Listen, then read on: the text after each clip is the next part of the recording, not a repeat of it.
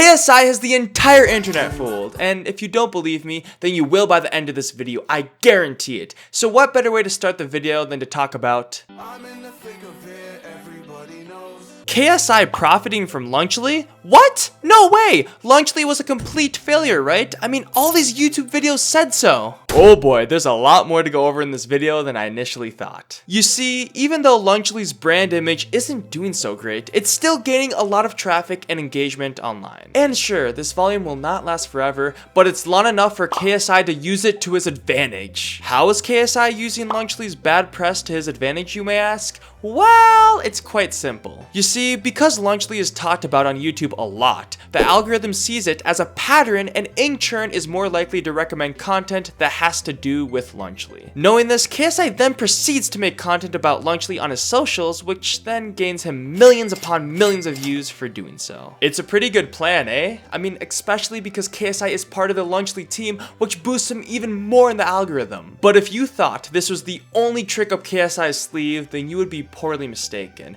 as he has also become a master at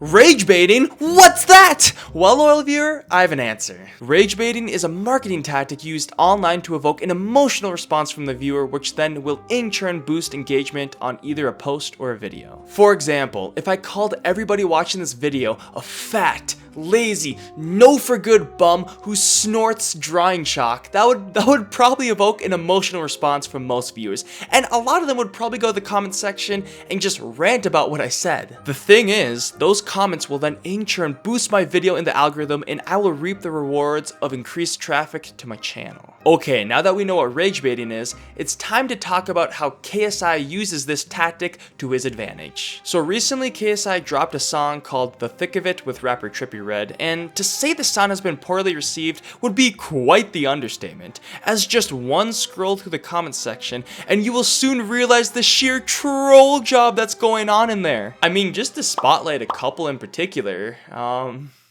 I think you get the point now. But to the surprise of just about everybody, the song is charted #1 on the Spotify viral charts. Which is insane, right? I mean, you saw those comments. They were not the nicest. But when you factor in the rage bait strategy, it actually makes perfect sense. As since there's been so much buzz about his new song on Twitter and YouTube, it's naturally gotten people interested in listening to his song. And I mean, look at the views he has been gaining from videos related to his song. It's more views on a video than he has gotten since the beginning of the year. But oh no, it's not just his new music he's been rage baiting, but also his beef with Dan TDM. As long story short, Dan TDM called out Lunchly for being a cash grab, and ever since, KSI has been trying to get back at him. Now again, most people side with Dan here, and there's been multiple videos criticizing KSI for his actions. But again, all this is doing is boosting KSI's influence over the internet and further increasing his net worth. And it's actually kind of crazy because all the rage bait combined with his involvement in Lunchly have actually started to trigger a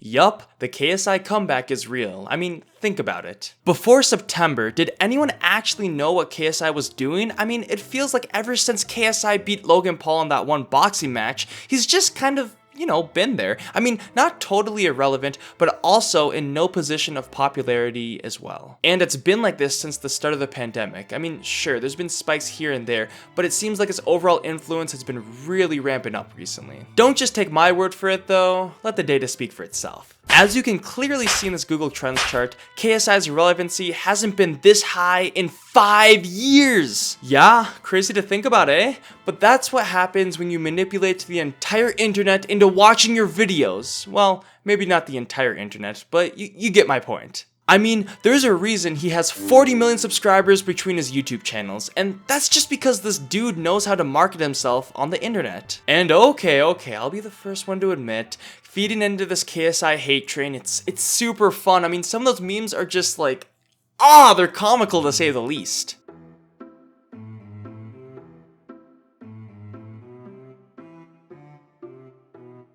But the truth is, even though we may think KSI is a sellout or that he doesn't deserve his success, us interacting with him or anything about him online only adds to his influence instead of taking away from it. And sure, you can make the argument that KSI is just destroying his reputation, but I have a feeling he doesn't really care about that, you know? I mean, as long as he's getting his bag, I just don't think he cares. Again, I can't confirm this, but that's just how he seems in my perspective. Anyways, all I ask is for people to realize that KSI isn't just this dumb guy who's involved with a money grab company like Lunchly and gets his son roasted by the whole internet for being horrendous. I mean, sure, he is those things in my perspective, but at the same time, he is also one of the best internet marketers in the world, and he knows how to work the system. Alright, that's all. You know what, actually? Before I leave, I'm just gonna say it. KSI's new song was not actually that bad in my opinion. I mean, come on, it wasn't! Whatever, I'm out of here.